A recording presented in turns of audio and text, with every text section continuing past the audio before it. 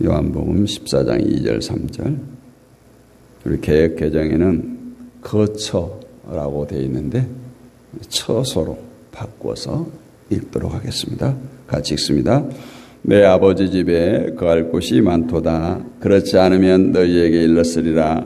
내가 너희를 위하여 처소를 예비하러 가노니 가서 너희를 위하여 처소를 예비하면 내가 다시 와서 너희를 내게로 영접하여 나 있는 곳에 너희도 있게 하리라.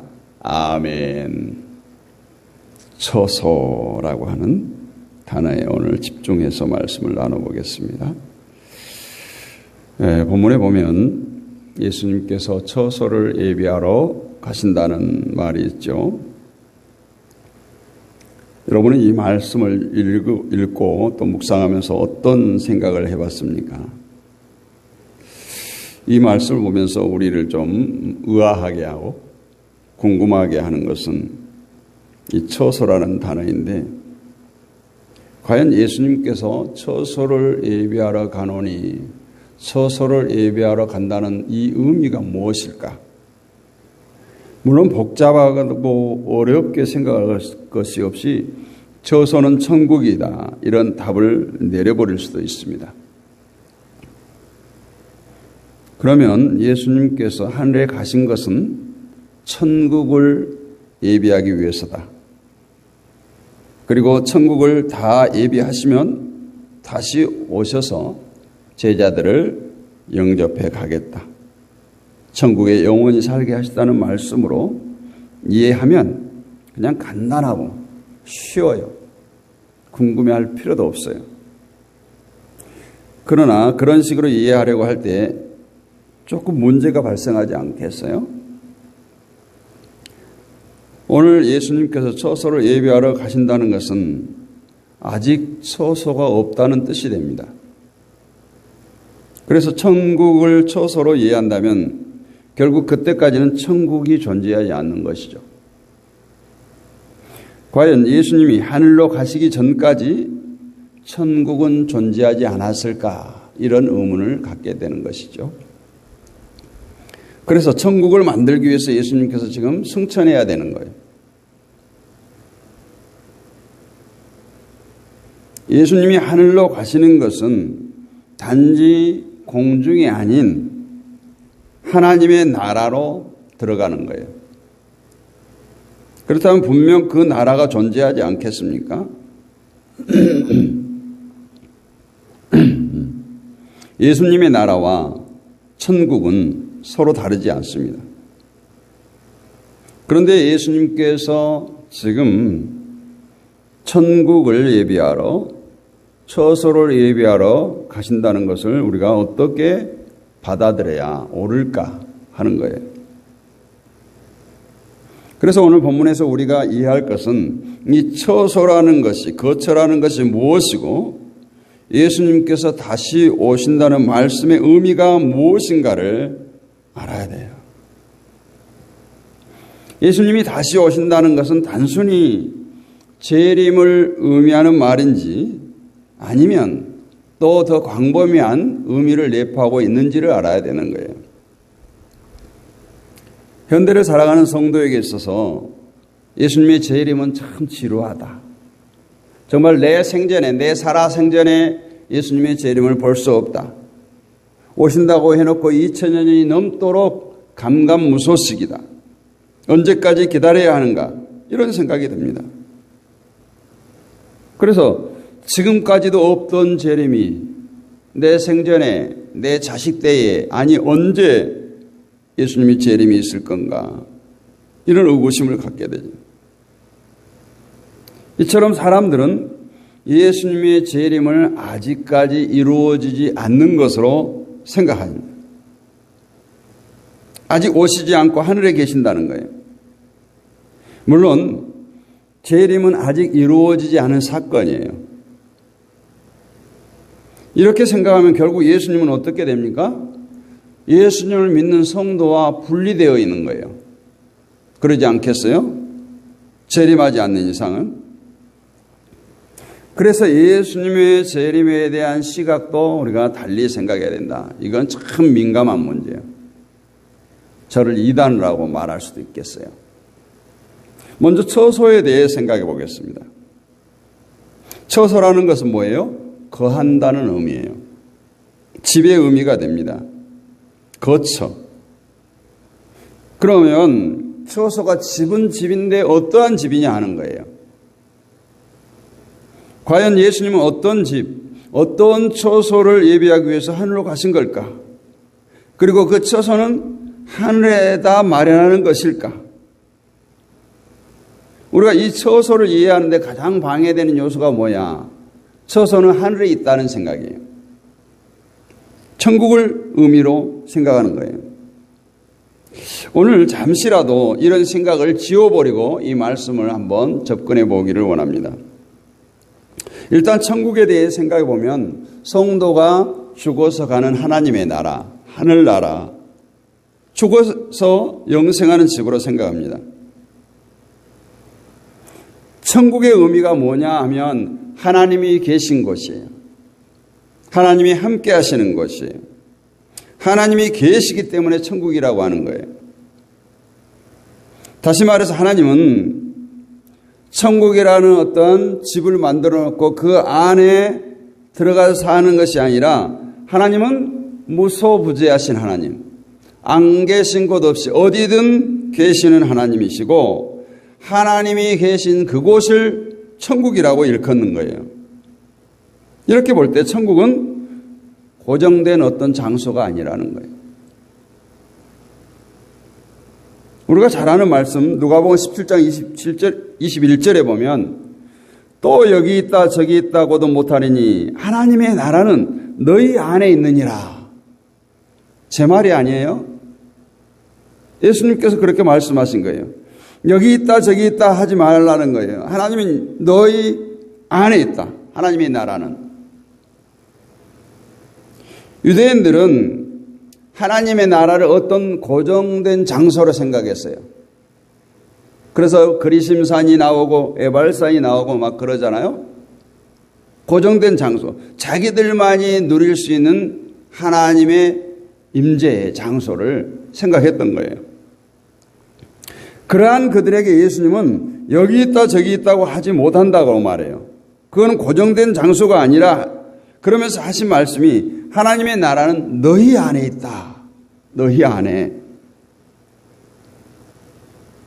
이 말을 바꿔 말하면 하나님이 우리 안에 거하신다면 곧 우리가 하나님의 나라는 거죠. 하나님의 나라가 되는 거예요. 하나님이 계시기 때문에 하나님의 나라가 되는 것입니다. 이렇게 본다면 예수님께서 처소를 예비하러 가신다고 말씀하신 것은 장차 제자들이 살 집, 거할 집을 하늘에 마련한다는 뜻이 아니라 제자들과 하나님이 함께 거할 수 있는 집을 예비하기 위해서 하늘에 가신다. 이런 의미로 받아들이는 게 옳다. 그렇게 생각해 보는 것입니다. 오늘 2절에 보면 아버지 집에 거할 곳이 많다라고 하십니다. 그러면 아버지 집에 거할 곳이 많으면 제자들로 하여금 아버지 집에 거하게 하면 되죠. 왜 달리 처소를 예비하기 위해서 하늘에 가신다고 말합니까? 이 문제를 해결하기 위해서는 우리 인간의 본질에 대해서 생각해 봐야 돼요. 인간의 본질은 선이 아니라 악이에요. 즉 죄 가운데 태어났기 때문에 본질상 죄 가운데에서 태어난 더러운 존재, 그것이 우리 인간입니다. 이러한 인간이 하나님과 함께 할 수 있다? 없어요. 하나님은 거룩하시기 때문에 더러운 존재가 하나님께 나아가면 죽게 되는 겁니다. 따라서 악한 인간이 하나님과 함께 할 수 있는 길은 이 더러운 죄의 문제가 해결되어지고 깨끗한 존재가 되어서 거룩으로 옷 입는 거예요.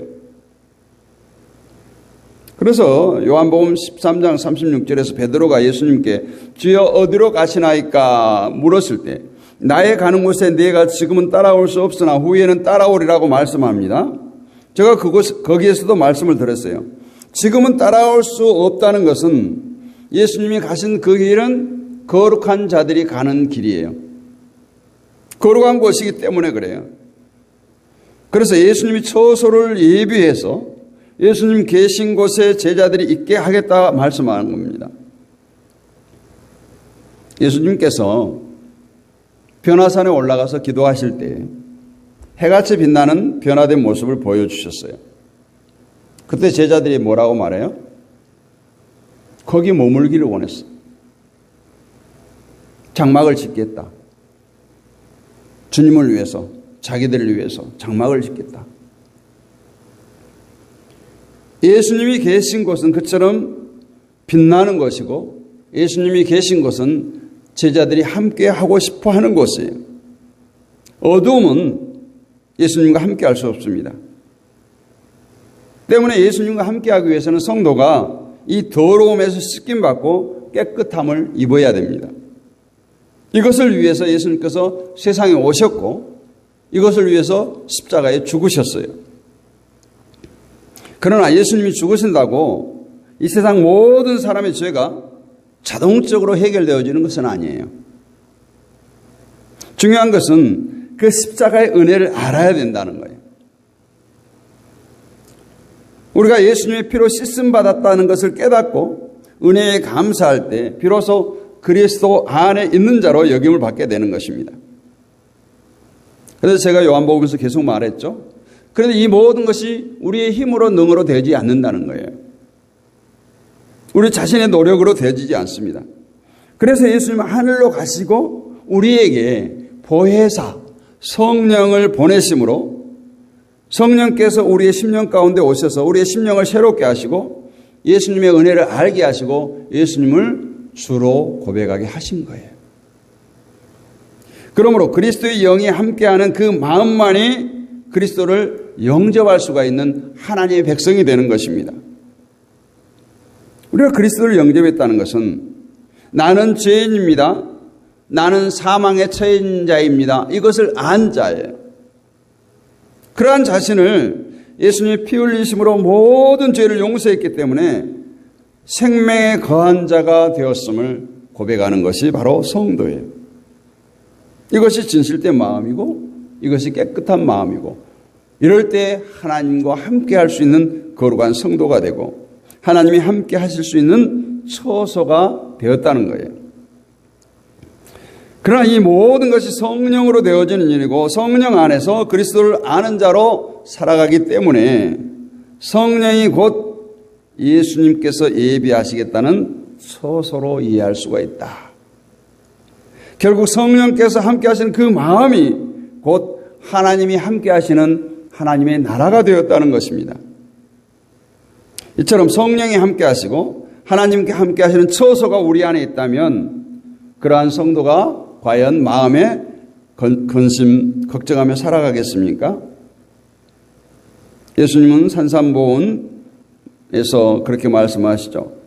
마음이 청결한 자는 복이 있나니 저희가 하나님을 볼 것이며 이 말을 뒤집어 말하면 마음이 청결치 못한 자는 하나님을 볼 수 없다라는 거예요. 마음이 청결하다는 것은 깨끗함을 의미합니다.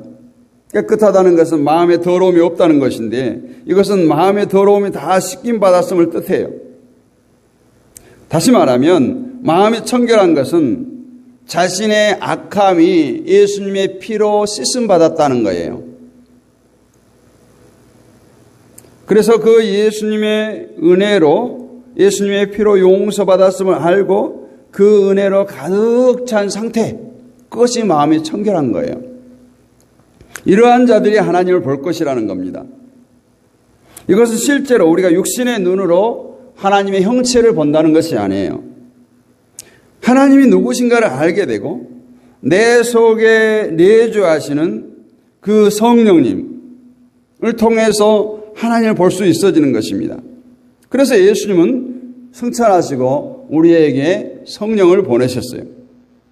따라서 우리의 마음에 성령으로 충만한다면 우리는 그리스도와 함께 하는 것이고 우리 안에 이미 하나님의 나라가 온 거예요.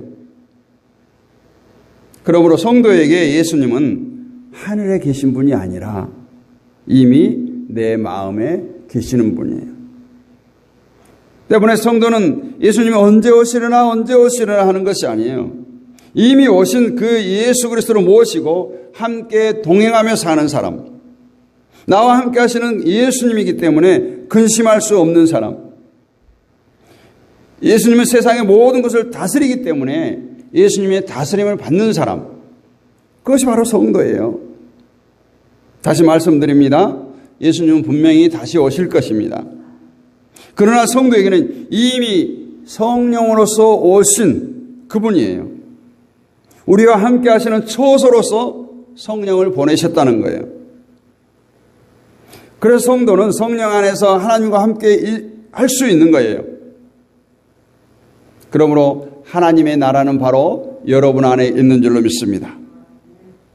하나님의 나라가 여러분 안에 있다면, 여러분이 진심으로 하나님과 함께하는 성도라면 여러분에게서 필히 보여져야 할 것이 있습니다.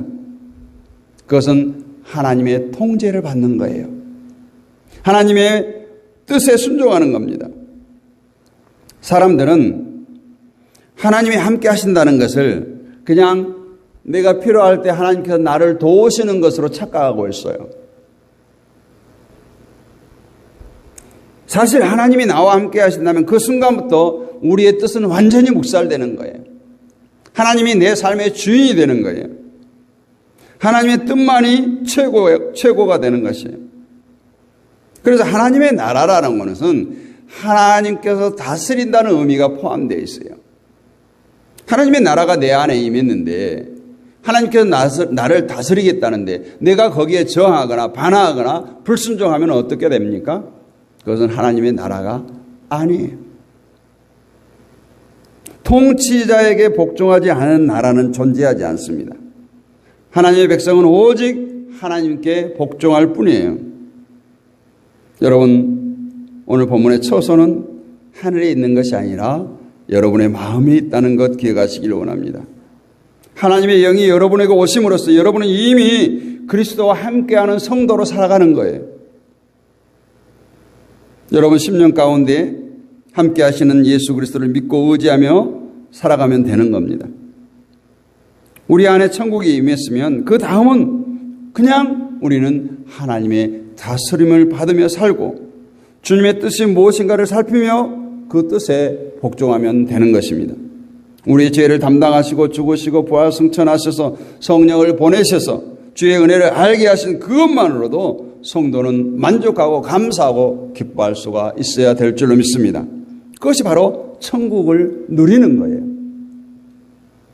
하나님의 나라 처소는 여러분 안에 있음을 기억하고 오늘도 날마다 그 감사, 은혜, 기쁨으로 승리하는 저와 여러분이 되시기를 주님의 이름으로 축복합니다. 거룩하신 아버지 하나님, 은혜를 감사합니다. 오늘도 처소에 대한 말씀을 나누었습니다. 정말 위험한 또 답답한 많은 문제들을 안고 우리가 세상을 살아갑니다.